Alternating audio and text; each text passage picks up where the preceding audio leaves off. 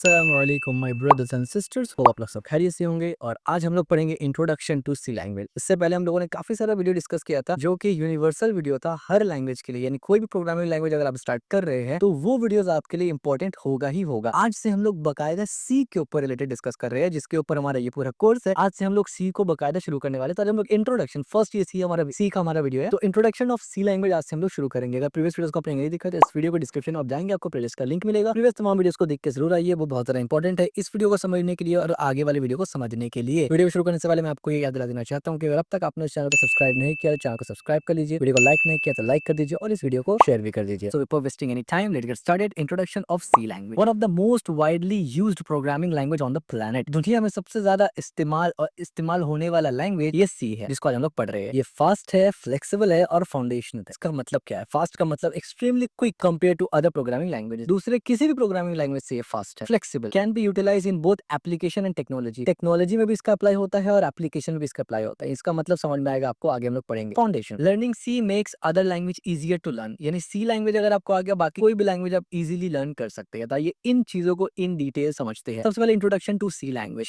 C is a general purpose language that was created in 1972 and it is still widely used today. C जो है एक general purpose programming language है, जिसको 1972 में Dennis Ritchie ने create किया था और ये आज भी वाइडली यूज लैंग्वेज है। और that's one of the reasons why आपके सेमेस्टर में भी ये है, और यही रीजन है कि आपको ये सीखना है और आप इस प्लेलिस्ट पे आए हैं, इस कोर्स को फॉलो कर रहे हैं। और बिलीव मी, इस कोर्स को अगर आप पूरा एंड टू एंड फॉलो करते हैं और जैसे मैं आपको बताता हूँ बस आप फोकस करते हैं ना, सी में आप बन जाएंगे मास्टर और सी आपके लिए बन जाएगा one of the favourite language आपका। की कैरेक्टरिस्टिक, सी का की कैरेक्टरिस्टिक्स क्या है? सबसे पहला है performance. C is extremely quick when compared to other programming language such as Java, Python. Flexible, C is very flexible programming language that may be utilized in both application and technology, यानी technology में भी इसका apply होता है और application level software में भी सी का इस्तेमाल होता है। Syntax comparable, if you know C you will have no trouble learning other programming languages such as Java, Python, C++, C hash and so on। यानी अगर C आपको आ गया तो बाकी जितने भी प्रोग्रामिंग लैंग्वेज है उनका सिंटैक्स आपको समझने में प्रॉब्लम नहीं होगा। Simple C program demonstration and its syntax. अब सिंपल सा सी प्रोग्राम लिखने का तरीका क्या है, ये यहाँ पर है। हम लोग एक एक प्रोग्राम को लिखेंगे भी, हर एक चीज समझेंगे, लेकिन अभी इंट्रोडक्शन है, इस वजह से इसको एक्सप्लोर नहीं करना। बस ये समझिए कि ये एक हेडर फाइल है जिसके मदद से आप प्रिंटफ को निकालते हैं और ये एक सिंपल सा सी का सिंटैक्स है, यानी मिनिमम कोड सी का ये है। ठीक है, real world application C is a quite powerful. It has been used to create a system for operating system, यानी सी के मदद से आप ऑपरेटिंग सिस्टम्स क्रिएट करते हैं, डेटाबेस क्रिएट करते हैं, एप्लीकेशन क्रिएट करते हैं and so on. Many modern system still rely on C for performance critical component. आज बहुत सा ऐसा मॉडर्न सिस्टम है जो बना भले ही दूसरे लैंग्वेजेस में है, लेकिन उसका बहुत सा पार्ट वो सी के ऊपर डिपेंडेंट है, क्योंकि सी जो है वो परफॉर्मेंस क्रिटिकल कंपोनेंट देता है। यानी परफॉर्मेंस क्रिटिकल कंपोनेंट नहीं देता, बेसिकली जो परफॉर्मेंस क्रिटिकल कंपोनेंट है उन एप्लीकेशन में, उनको सी में लिखा गया है ताकि बेटर यूटिलाइजेशन हो सके। History of C language, C language का हिस्ट्री क्या है? The creation of C is in applicability linked to the development of Unix operating system. यानी सी का क्रिएशन बेसिकली डेवलप, जब यूनिक्स ऑपरेटिंग सिस्टम डेवलप किया जा रहा था ना, तो सी का क्रिएशन उसके साथ इसको लिंक्ड किया जाता है, क्योंकि उसी में प्रॉब्लम आ रहा था जिसके वजह से सी को क्रिएट किया गया था। Earlier development, Unix was first developed, Unix की आपको पता ऑपरेटिंग सिस्टम है, was first developed in assembly language on a PDP 7 by Dennis Ritchie and Ken Thompson. अब केन थॉमसन और डेनिस रिची इन दोनों ने मिलके जो सबसे पहला यूनिक्स है उसको डेवलप किया था असेंबली लैंग्वेज में, जो कि पीडीपी 7 जिसका नाम था, डेनिस रिची और केन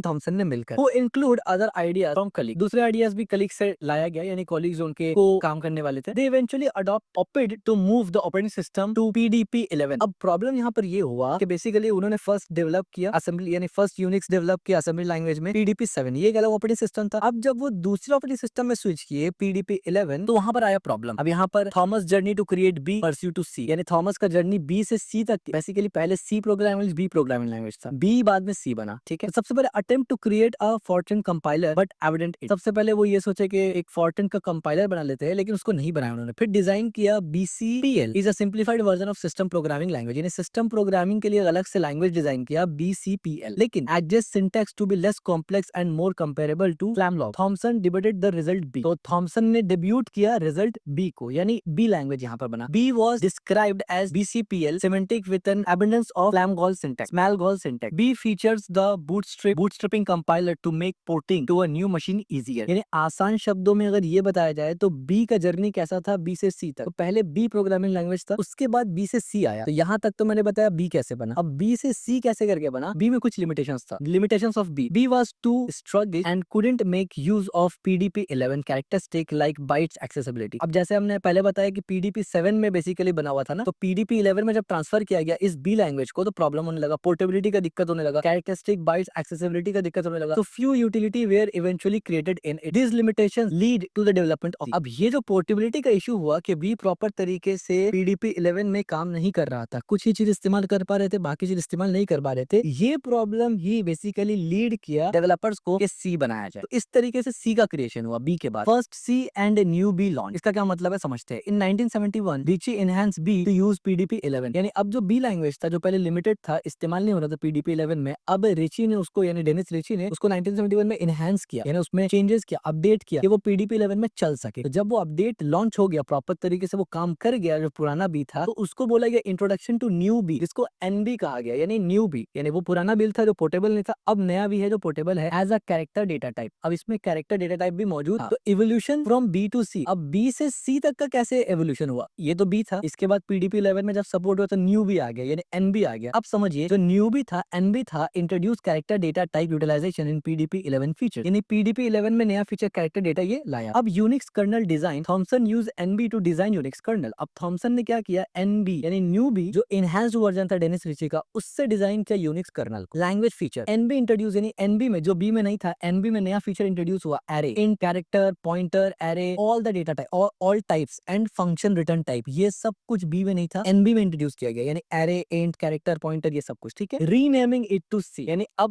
बी एनबी को ही बेसिकली रीनेम कर दिया गया सी में। The array with an expression were converted to pointer and the language was renamed. यानी अब जो एरे था उसका एक्सप्रेशन को कन्वर्ट कर दिया गया पॉइंटर के अंदर और उसको रीनेम कर दिया गया सी। यानी आप ये बोल सकते हैं कि एनबी जो था एक्चुअली उसी को रीनेम कर दिया गया सी में। मेजर चेंजेस कहां से हुआ, बी से न्यू बी तक हुआ था, ये मेजर चेंजेस था जो पोर्टेबिलिटी का इशू था। उसके बाद एनबी को ही रीनेम करके सी बना दिया गया। ठीक है, example of the earlier C syntax showing array pointer relationship. ये आप देखिए यहाँ पर मेन है, ये एरे है और ये पॉइंटर, ये array named convert to the pointer. Array को इसमें पॉइंटर में कन्वर्ट कर, आप देख सकते हैं एरे को यहाँ पर पास किया, पॉइंटर के अंदर डाल दिया और both expression access the same element. तो अब देखिए ये और ये दोनों सेम एलिमेंट को एक्सेस कर पा रहा है। ठीक है, version 2 Unix. Version 2 Unix commonly known as Ritchie's Unix. अब वर्जन 2 जो यूनिक्स का था उसको आमतौर पे रिचेस यूनिक्स भी ऐसे कहा जाता था, यानी ऑपरेटिंग सिस्टम था कंटेंट द सी कंपाइलर। ये बेसिकली पहला यूनिक्स का वर्जन था, वर्जन 2, जिसमें सी कंपाइलर इस्तेमाल हुआ था and server tools with in it, और इसके अंदर सर्वर अलग अलग टूल भी इस्तेमाल हुआ था। This mark the beginning of the C's widespread adoption in system programming. यानी ये बेसिकली स्टार्टअप पॉइंट था सी का कि वो बहुत ज्यादा तादाद में सिस्टम प्रोग्रामिंग में इस्तेमाल हो। Mechanism and modification of the Unix kernel. The Unix kernel was largely reimplemented in C in version 4 Unix. अब वर्जन 4 यूनिक्स में लार्जली जो री-इम्प्लीमेंट किया गया सी में, यानी यूनिक्स कर्नल पूरा का पूरा सी में री-इम्प्लीमेंट किया, क्योंकि पहले किस में था, वो असेंबली में लिखा हुआ था, जैसे हमने ऊपर डिस्कस किया। तो उसको री-इम्प्लीमेंट पूरा सी में किया गया। क्यों, फ्लेक्सिबल था, हर तरफ से वो अच्छा था, इस वजह से अपग्रेड किया गया। जैसे आज एग्जांपल दे रहा हूँ, रियल वर्ल्ड एग्जांपल। आज बहुत से ऐसा डेटाबेस है जो फ्रंट एंड डेवलपमेंट में जिसका कोर जो कोड है वो जावास्क्रिप्ट में लिखा हुआ था, वो अपग्रेड कर रहे हैं, बाज लोग उसको रिएक्ट में, बाज लोग उसको अपग्रेड कर रहे हैं दूसरे फ्रेमवर्क्स में, और बाज लोग क्या कर रहे हैं कि जावास्क्रिप्ट है लेकिन उसको पूरा री इंप्लीमेंट कर रहे हैं टाइप स्क्रिप्ट के साथ, ताकि टाइप सेफ्टी बन सके। ठीक है, तो ये एक एग्जांपल है, ये हर जमाना में होते आता है। व्हिच वाज पब्लिश इन नवंबर 1973, और ये यूनिक्स 4 वर्जन कब पब्लिश हुआ था, 1973 में। Significant feature added. अब यहाँ पर सिग्निफिकेंट फीचर ऐड किया गया था यूनिक्स वर्जन 4 में। क्या, स्ट्रक्ट यानी introduction in version 4 Unix. Preprocessor डाला गया था, यानी created in 1973 at Alan Snyder's request. Alan Snyder's के रिक्वेस्ट के बेस पर प्री प्रोसेसर डाला गया था, और फाइल इंक्लूजन भी डाला गया था, inspired by BCPL and PLI technique. यानी इनमें ये टेक्निक था, यहाँ से इंस्पायर्ड होकर यूनिक्स कर्नल 4 में भी इसको डाला गया था। ठीक है, और यहाँ पर कुछ कोड एग्जांपल है। Example of extract type introduction introduce in version 4 Unix. यहाँ पर कुछ एग्जांपल आप इसको एक्सप्लोर कर सकते हैं अगर आप चाहे तो, बट इट्स कॉम्प्लेक्स, तो मैं रिकमेंड नहीं करता, बस एक कोड एग्जांपल है यहाँ पर। Pre processor evolution. अच्छा, आगे जाके जब आप प्रॉपर सी समझ जाएंगे ना, तो ये सब कोड आप इजीली समझ पाएंगे ये क्या काम कर रहा है, और इवन खुद भी लिख पाएंगे। Preprocessor evolution. अब प्री प्रोसेसर का इवोल्यूशन कैसे हुआ, the initial preprocessor from simply content file basic string replacement parameterless micro hash include and define. Soon after it was expanded to include micros with arguments and conditions compilations mainly by Mark Lesk and subsequently by John Reiser. यानी initially जो preprocessor था वो simply था, content करता था basic file string और replacement वगैरह को, पैरामीटर लेस माइक्रोज को कंटेंट करता था, जैसे कि हैश इंक्लूड हो गया, हैश डिफाइंड हो गया। सून आफ्टर, उसके बाद क्या, after expanding to include micros with argument and condition compilation, उसमें फिर बहुत सारी चीज एडिशन किया गया, मेनली बाय किनके द्वारा किया गया था, मार्क लेस या फिर Lisk,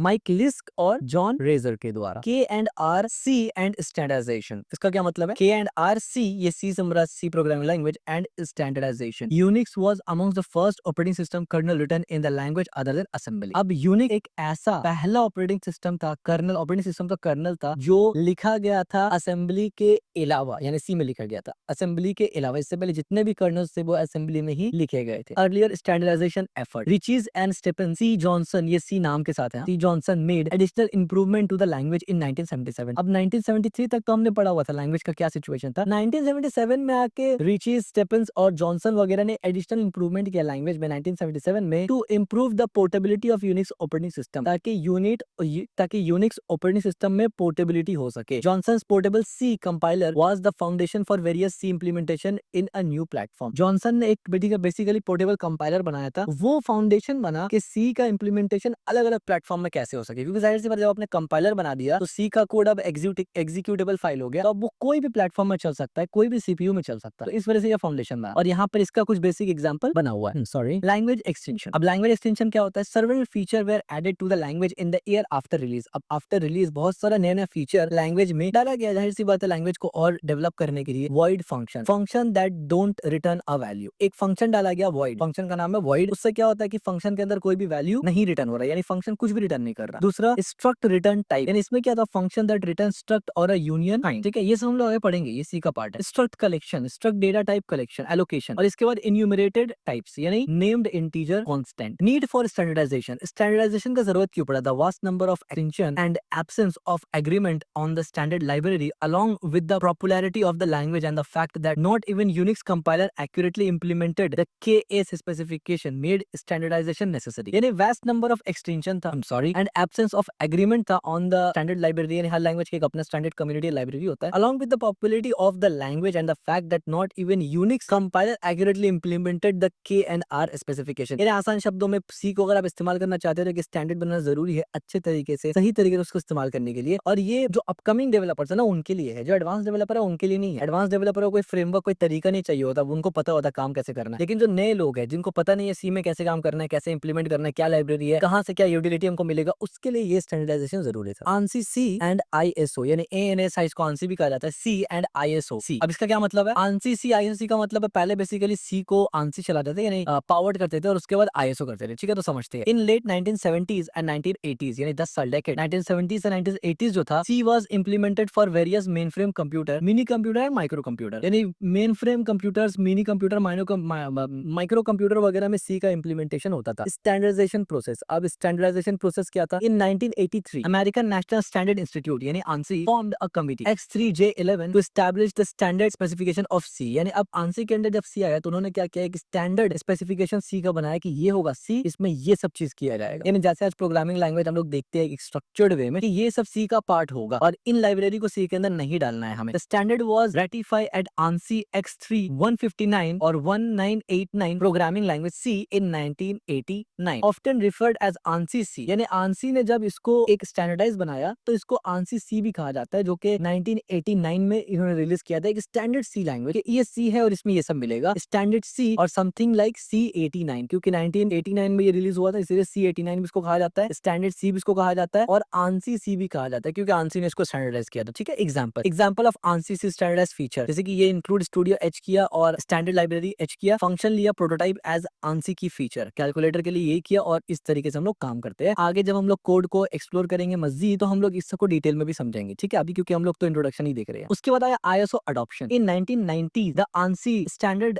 was adopted by the International Organization of Standardization, यानी आईएसओ। अब आप ये सोच रहे होंगे यार आईएसओ तो इंटरनेशनल स्टैंडर्ड ऑर्गेनाइजेशन होना चाहिए ना? नहीं, बहुत से लोग आईएसओ को इंटरनेशनल स्टैंडर्ड ऑर्गेनाइजेशन बोलते हैं, बट वो गलत है। एक्चुअली में इसका full form international organisation standard ही है। अब वो आईएसओ आ गया है, पढ़ गया है, इस वजह से लोग ऐसे बोलते हैं। तो ISO stands for International organisation standard. ठीक है, ये आपको याद रखना है, क्योंकि बहुत वक्त इंटरव्यू में ये पूछ लिया जाता है एज जस्ट फॉर कि आप कितने अच्छे से इसको समझे, क्योंकि आमतौर पर आप सुनेंगे वो इंटरनेशनल स्टैंडर्डाइजेशन आईएसओ बोलते हैं लोग आमतौर पर, क्योंकि आईएसओ का फुल फॉर्म ये समझते हैं, जबकि रियल में ऐसा नहीं है। ठीक है, एज आईएसओ। अच्छा, 1990 में क्या हुआ, आंसी जो स्टैंडर्ड था उसको अडॉप्ट कर लिया आईएसओ में। ठीक है, अब आईएसओ में क्या किया गया, आईएसओ या फिर ICE 989-990 also known as 9C, यानी उन्होंने फिर एक नया रिलीज किया सी का, आप बोल सकते हैं स्टैंडर्ड, जिसको आप बोल सकते हैं C90, क्योंकि 1990s में आया था तो इस वजह से C90। The C standardization process aimed to produce a superset of K and RC incorporating unofficial feature and additional feature. अब वहां पर क्या हुआ, अनऑफिशियल फीचर और एडिशनल फीचर्स को भी ऐड किया गया। ठीक है, C89 is supported by current C compiler and most modern C code is based on it. यानी C89 जो था, जो पहले बना था, यानी आंसी वाला, वो चीज सपोर्ट करता है करंट सी कंपाइलर को और मोस्ट मॉडर्न सी कोड बेस्ड होता है उसी के ऊपर, ठीक है। This standardization help establish C as a truly portable programming language across different platform. और ये जो सी का स्टैंडर्डाइजेशन था ना, ये एक्चुअली में ट्रूली पोर्टेबल बनाता है सी प्रोग्रामिंग लैंग्वेज को अक्रॉस अलग अलग प्लेटफॉर्म में। एवोल्यूशन ऑफ सी स्टैंडर्ड, अब सी स्टैंडर्ड का एवोल्यूशन कैसे हुआ उसको एक बार टाइमलाइन के जोन में देखते हैं ताकि आपको जहन में रहे। The C language has continued to evolve with several standard version over the year. सबसे पहले 1999 में क्या हुआ, 1999 जिसका C99 भी जिसका नाम है introduce inline function, data type डाला गया, इनलाइन फंक्शन डाला गया, वेरिएबल लेंथ डाला गया, एरे डाला गया, फ्लेक्सिबिलिटी एरे डाला गया, फ्लेक्सिबल एरे मेंबर डाला गया, फ्लोटिंग पॉइंट सपोर्ट डाला गया, वोरेडिक माइक्रोस डाला गया एंड वन लाइनर कमेंट ये सब डाला गया C99 में जो 1999 में रिलीज हुआ था। ये बेसिकली वर्जन का नाम है। 2011 में जो सी रिलीज हुआ था जिसको C11 भी कहा जाता है, इंट्रोड्यूस टाइप जेनेरिक माइक्रोस डाला गया, एनोनिमस स्ट्रक्चर डाला गया, यूनिकोड सपोर्ट डाला गया, एटॉमिक ऑपरेशन डाला गया, मल्टी थ्रेडिंग डाला गया एंड बाउंड चेक फंक्शन ये सब डाला गया, ठीक है। इसके बाद 2018 में C17, अब आप सोच रहे होंगे C17 क्यों नाम आया जब 2018 है, तो the latest standard of the C publish at ISO 2018, it has no new language attribute, merely technical repair and explanation of the C11 flaws. Basically C17 को